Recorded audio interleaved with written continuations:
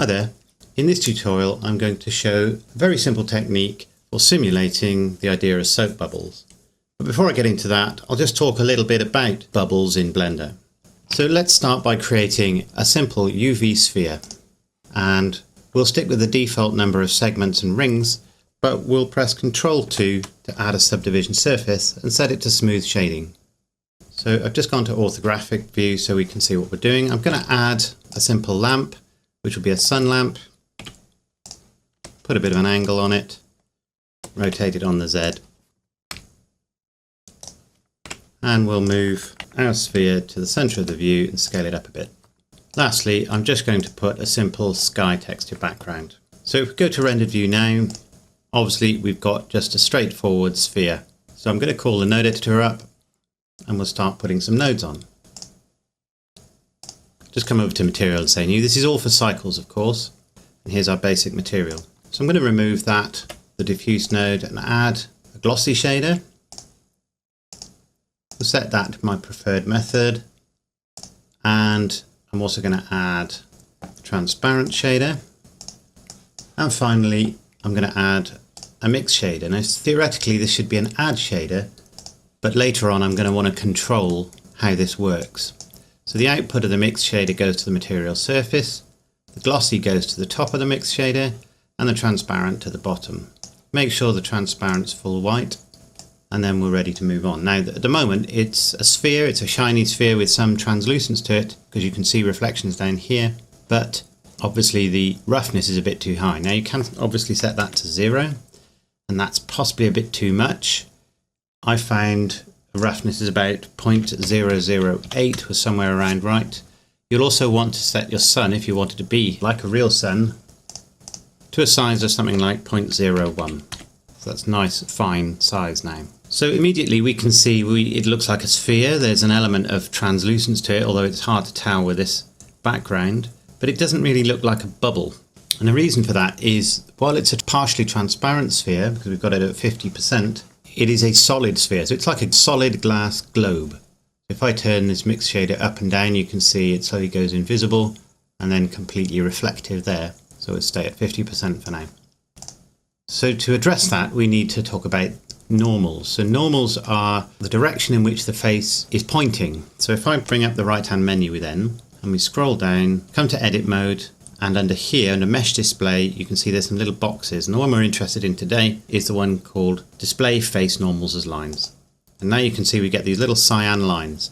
So this is the direction that, as it were, there's a difference between the object and the outside space. This is where light will bounce if it's reflective. There are no normals on the inside. So if I go to face select, select some of this object and just press H to hide it, and we have a look inside the object, we can see the very end, the very tips of those little cyan lines, but there's none pointing inwards. And so that shows us that this is a solid object. So I can select all these faces. I'll Alt-H to unhide the ones I did, select them all, come over to here and say flip direction for the normals. So you now can see that none of them are pointing outwards. And if I hide some of the faces again, there they all are pointing inward. So we've got a surface on the inside now. So Alt-H to bring those back. But now let's have a look at what that looks like rendered. And because it's such a simple shape, it's actually sort of still working, because Blender just assumes I've made a mistake and just renders it pretty much as it was. But you can certainly see in solid view the shading's not quite right, and certainly if this wasn't a transparent sphere it wouldn't work at all. So I'm going to leave those internal ones pointing in the direction they are. Now there are more advanced ways to do what I'm going to do now, but this is a nice simple way and I'm always a fan of simple. So I've got all the faces selected, I press E and then just click the mouse again and then press S and I hold the shift button down and just scale it up ever so slightly. A very slight scaling, not much at all. We may need to do more than that. Now, as it happens, it's flipped the normals outward for me already. What we've effectively got is two surfaces now. So if I hide some of these, you can see there's another set of faces on the inside. And actually it looks like they've been flipped as well. So if I select some of those and press H, now we can see actually that was just a misrepresentation of the normals. So in actual fact, what we've got is all the normals on the inside are pointing inward and all the normals on the outside are pointing outward. But if we're not sure, if I select one of the faces here, one of the external faces, Control L, that will select all of them. I can actually see that what I've done, because they're very close to each other, is select the inner sphere. So I'll just scale that in a little more just to make it a little easier. So now what I'm going to do is select a few of these faces, hide those, and now we can see that there's an inner sphere and an outer sphere. You probably won't need to do that because as long as you scale it in the right direction, that'll be fine. I may be scaled the wrong way. So we've got an outer sphere with the normals pointing outward and an inner sphere with the normals pointing inward. If I hide some of those, we can look inside and you can see it's bright inside, so that's just really showing that the normals are pointing inward in there. If they're not, if the outer ones need to be flipped, select one of the outer faces, Control L, and that will select them all. Let me just move it around just to check. Yes, I have got that one. And you can just say flip direction, but these are pointing the right way. So I'm just going to go and remove those normals. So let's see what difference that made. So remember, a bubble has two surfaces. It has the outer surface and the inner surface. There is one exception to that, and I'll talk about that in a moment. So if we go to render now, it's not a huge difference. I have got quite a thick shell for my bubble, and you could probably do the same effect by using the solidify modifier as well, but I'm going to keep this nice and simple and we'll make it a solid object like this. So effectively the object is an outer sphere that is also hollow with a thickness for the wall. Now that thickness is quite significant at the moment, and really you want a pretty thin one, so I'm going to just scale that in again to about something like that. The outer sphere is still thicker, but only by a small amount. At the moment it doesn't really make much difference because we need to add a few more nodes before it starts to have an effect. But if I scale right in there, you can just about see there's a thickness to this wall. Now, the exception to the rule about them needing a thickness to their skin for bubbles is bubbles under a liquid. So if you've got water and there are bubbles in the water, obviously those don't have a thickness to their wall. It's either air inside or carbon dioxide or whatever, and water outside. But the thing to bear in mind is the normals for those bubbles will be pointing inward. So you can just create a sphere or a particle system of spheres, put those in your solution, but make sure that the normals are pointing inward, and then you'll get the reflections calculated appropriately to show you bubbles in a fluid. However, our bubbles are in air and there is air inside them. So therefore there needs to be two surfaces, one with normals pointing inward and one with normals pointing outward.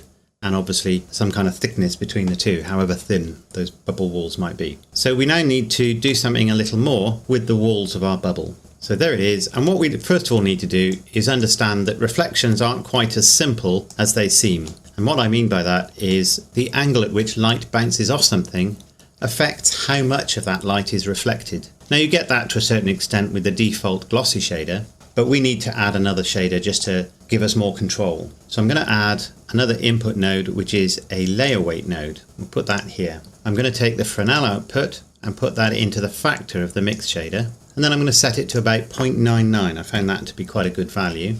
And you notice my bubbles become almost invisible. However, we are now getting an effect where it sort of darkens towards the edge, and obviously you can play around with these values, but you'll find it's all the way to one end. You can use the facing as well, but you'll need to go to the other end of the scale, as it were, to use that.